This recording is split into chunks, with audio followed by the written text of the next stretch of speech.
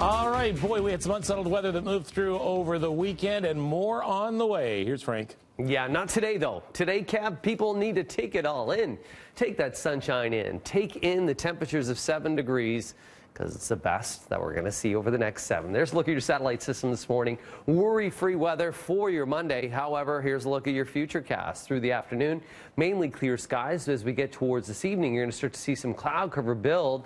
Tomorrow morning looks not so bad, but tomorrow as we get closer into the afternoon, Colorado low pushes its way through. We start to see a little bit of wet weather in Toronto around 1:30.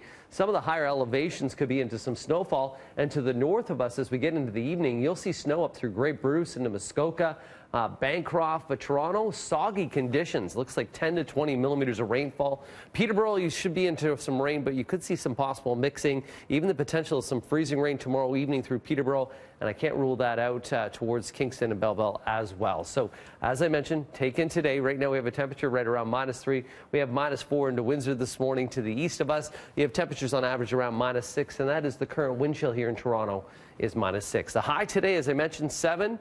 Tomorrow, soggy, and 6 is your temperature. Winds out of the east at about 20 to 40. On Wednesday, we could see a little bit of a rain-snow mix. Temperatures of 5.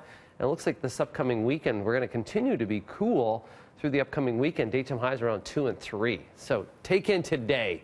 That's a look at your weather. Now onto the roads. Hey, boo, Frankie. I don't like it. Boo.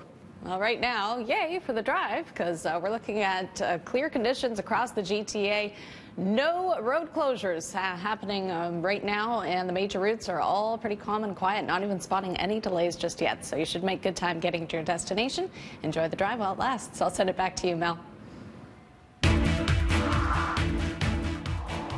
Well, if you shop at one of the luxury brands owned by Hudson's Bay Company, you will want to check your statement after the company hit with a data breach. Now, Hudson's Bay stores have not been affected. However, the company says that customer card information may have been stolen from shoppers at Saks and Fifth Avenue, Saks off Fifth, and Lord Taylor. In fact, up to 5 million credit cards have been compromised from 83 store locations, and we are learning of those store locations included Sherway Gardens in Toronto, Bramley City Centre in Brampton, and Pickering Town Centre. This happened since March 2017. HBC would not confirm, but they are asking their clients to review bank statements if you see any suspicious charges. We'll be talking to Mike Epple in just a couple minutes to break down more details here. Meanwhile, Toronto, the latest city in Ontario to adopt a hotel tax. As of April the 1st, anyone looking to stay at a hotel, motel, or hostel in Toronto, you're going to need to pay an extra 4% on your bill. The city says a portion of the municipal accommodation tax will provide funding for Tourism Toronto and support services like road repair, transit, and emergency services.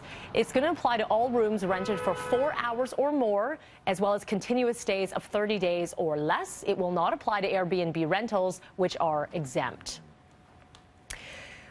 Well, it is back to work for most people today, but still a few closures that you should keep in mind this Easter Monday. All government offices, municipal buildings and services shut down today. Mail delivery not happening by Canada Post today. Banks, however, they will be open. The LCBO and beer stores, as well as most grocery stores, will be up and running. To the streets now. One person suffering serious burns after a basement fire in the Keele and Eglinton area. Crews were called to the basement of this shop around just before 4:30. Inside, they found a man with badly burned hands. Everyone in the apartments above the shop, they were forced to evacuate. They have since been allowed back in. So far, there's been no cause released here. Roadways have also reopened. York Regional Police investigating street racing as a possible factor in a crash that killed a 33-year-old woman in Richmond Hill last night. 3 other victims also sent to hospital after 5 vehicles involved at Stouffville Road in Bayview. Now, witnesses telling City News that 2 Lamborghinis were street racing just before this crash at 6 p.m. The victim was pronounced dead at the scene. Roadways in the area, again, just reopening this morning. So far, no word on charges. U.S. President Donald Trump seems ready to take a tough stand with Mexico as he threatens to pull out of NAFTA unless Mexican authorities do more to deal with what he claims is the illegal flow of immigrants into the United States. But Mexico has got to help us at the border. They flow right through Mexico. They send them into the United States. Can't happen that way anymore. Thank you. What Trump referring to here is Obama's Deferred Action for Childhood Arrivals, or DACA. It was to provide temporary protection and work permits to hundreds of thousands of immigrants who are living in the U.S. illegally after being brought here as children.